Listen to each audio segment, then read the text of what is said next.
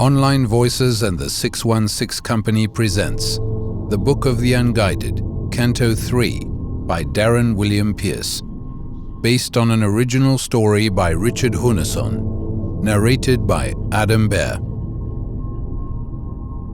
Epilogue, Royalgatory.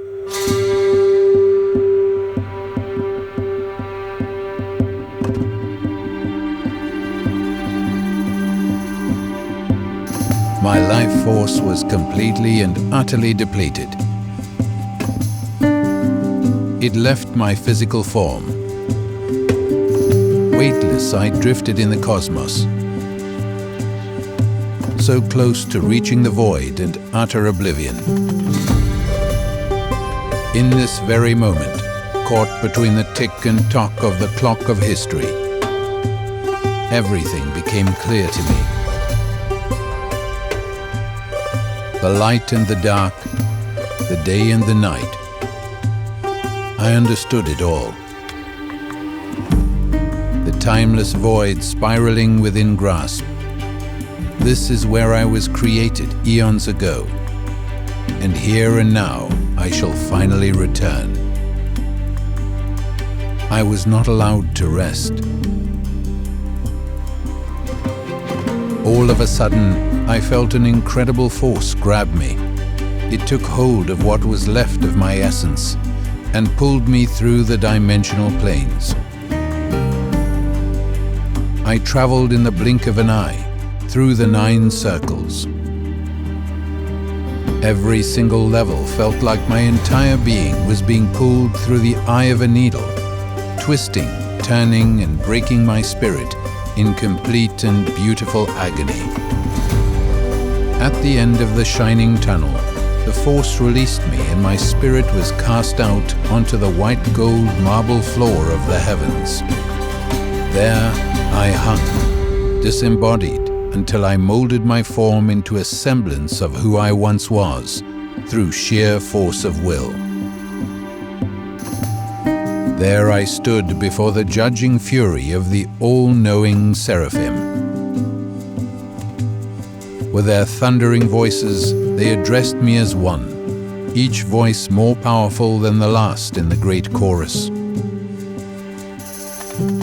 I was informed that I still had a purpose to serve in the world.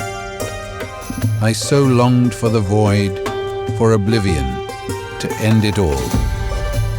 Yet they would not let me go or rest. They taunted me and broadcasted visions of Eve into my essence, showing me her despair over and over again. I was assaulted by this repeatedly. They shook me to my core with her loss of spirit, for I missed her. I loved her so, and I knew she was my one true flaw, my Achilles heel. I was promised so much if I just did one last service for them. They would reunite us, if I only bent to their will and did this task. The seraphim, those cruel masters who brought me naught but suffering throughout the millennia. I would never help them. I would never do their bidding. They changed tactics. They traded the images of Eve for my son.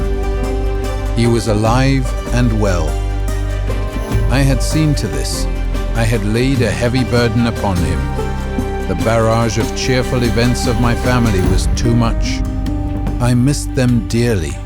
The seraphim knew this, and they heaped upon me such suffering, and it felt endless. I knew what would happen to those I loved if I did not swallow my pride and accept the seraphim's offer. I knew what they wanted from me as well, for their old heart was dead and the world was dying. They had to make a choice, as did I. They could not control Apophis. They could barely control Adam, but I was different. I was a volatile force. Yes, but I was their only option, and they were mine. So I had to make a choice. One I did not want to make, but I made it for those I loved. Eve, my son, and my brother. What I did in that moment, I did for you. They offered me the throne of the Tetragrammaton, and I accepted in a heartbeat. Once I did so, they gave me back a body. My new body was naked as I stood in the halls of heaven and felt the feathered wings grow from my shoulders.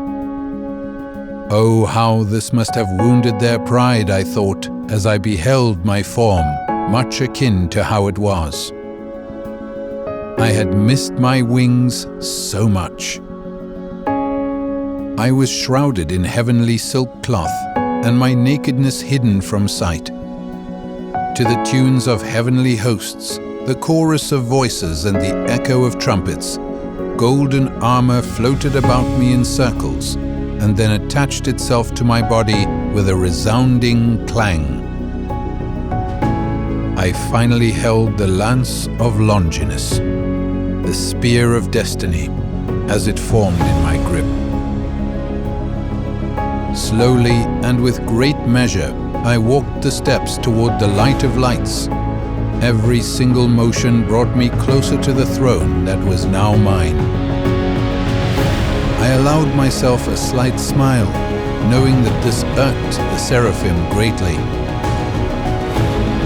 I stood before the Tetragrammaton finally, where perhaps I had always meant to be. I called this rule of mine Royalgatory, and the seraphim rejoiced as much as they feared. This was my own purgatory. This final decision would enthrone me for good. I took one last deep breath and sat down.